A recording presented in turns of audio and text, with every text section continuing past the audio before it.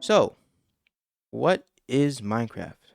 That and more will be answered in the very first ever Tiger Critical Review. I'm your host, Avery Hawkins. But before I start yapping along about what this video is actually going to be about, I believe I should talk about the backstory slash origins of Minecraft. I won't go into too much detail because this is a review channel, but of course, I'll leave some resources down in the description of this video.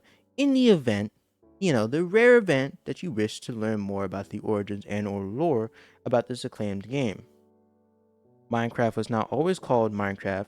Marcus Persons, the creator of the game, called it Cave Game, originally before it acquired its iconic Minecraft name. The game went through multiple private test sessions, but in May of 2009, it was released for public testing. It did not attain popularity at first, obviously, what game does. It took time, but once it got started, it got started. By 2011, the game had acquired 1 million registered accounts.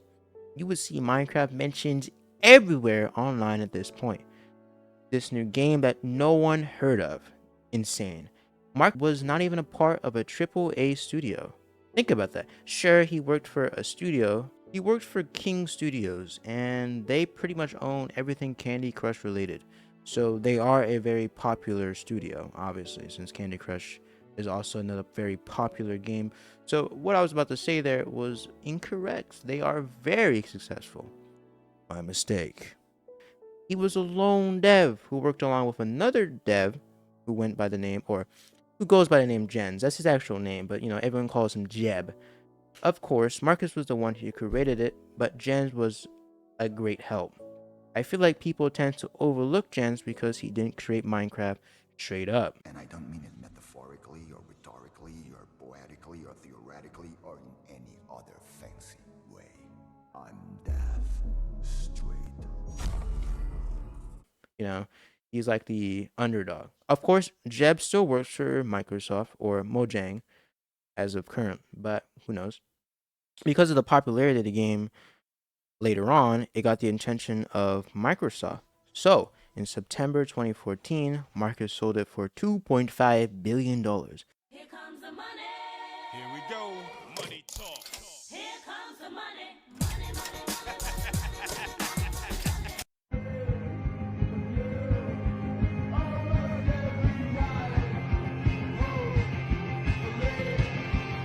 Insane, right? It's rather crazy how a game that no one had heard of originally would acquire such fame and popularity later on. Anyway, I believe that concludes the origins part of this video. Finally! Sure, I could continue on and on about the reaction of the community, but to sum up how they felt, angry. Vocal percussion on a whole nother level, coming from my mind. Vocal percussion on a whole nother level, coming from my mind. The community at the time, myself included, didn't want one of the best games of all time to be owned by a large corporation.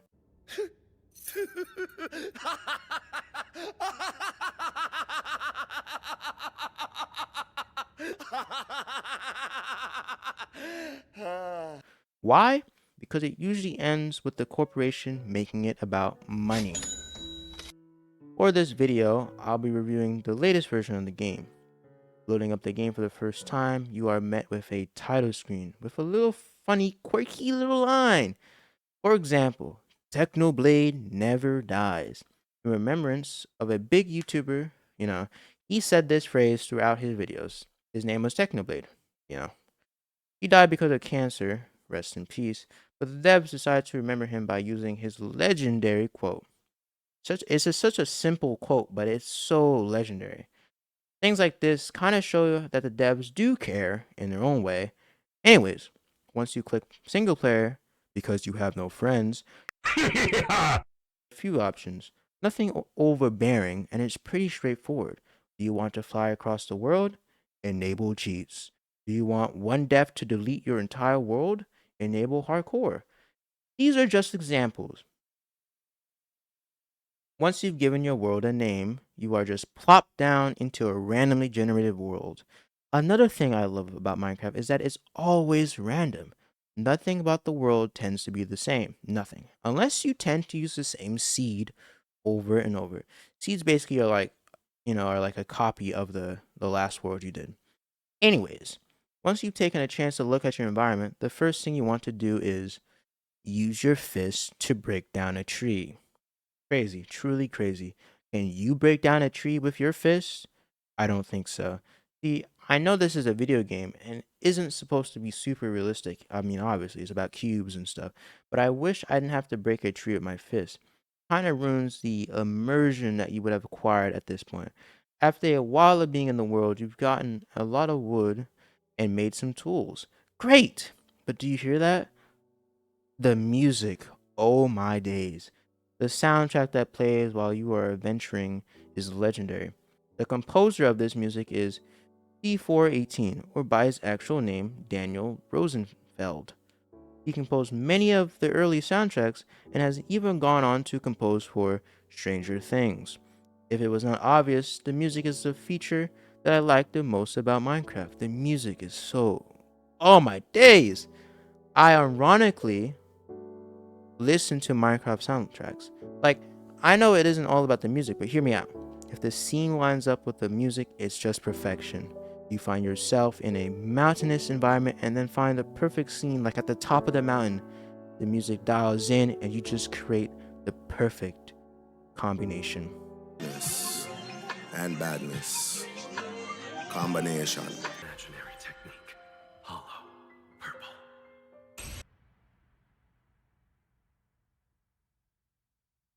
Since I talked about what I disliked and liked, I should let some people who have played the game talk about what they liked and disliked.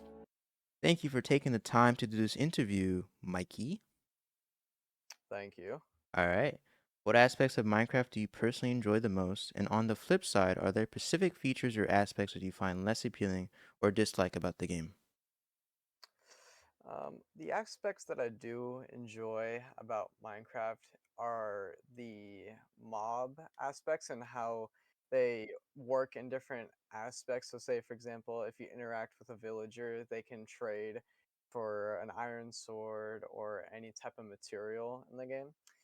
And with mobs, obviously they attack you and they try and kill you, but there's also there's also mobs that can ruin your gameplay experience, which I kind of find fascinating because I mean, if you have pillagers raiding your village that you typically stay near to get like your supplies or trades in, they can just ruin that entire aspect and you got to defend not only yourself but your own village so that way it doesn't get, ruined. So I would say that a thing that's bad about Minecraft is for sure, this is just me personally, but I would say the new cave system. I kind of dislike the fact that there's so many mobs attacking you at once. Like you are really exposing yourself to danger down there. Right. And it's a lot rarer to find materials now except for stuff like iron and obviously stone. Copper. But stuff trying to like diamonds for example, those have definitely become more rarer now thanks to the update and expanding its y axis zone. And Yep. I definitely dislike having to go like 270 blocks down just to find one diamond. Definitely gets a little bit annoying at times.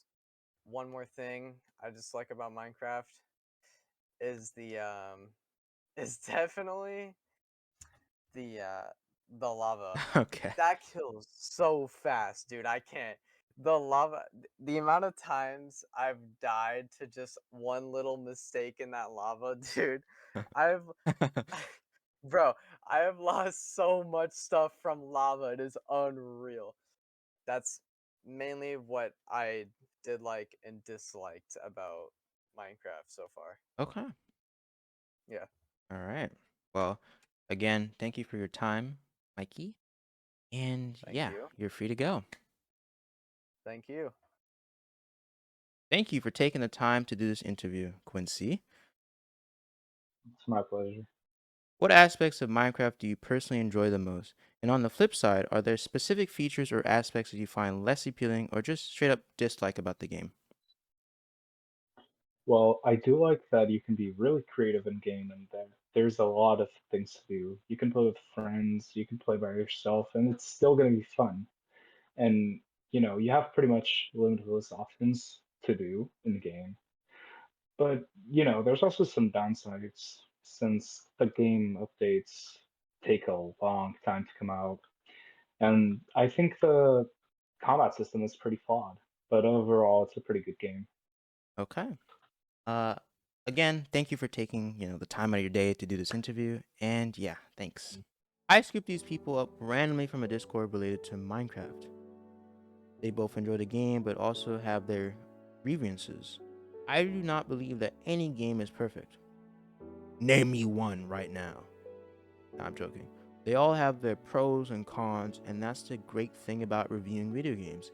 I get to find out what I truly enjoy in a formatted form, making videos. That's the form. Anyways, every review channel has a rating system. So, I rate Minecraft, the game that started it all for me, a 9 out of 10 Tiger Eyes.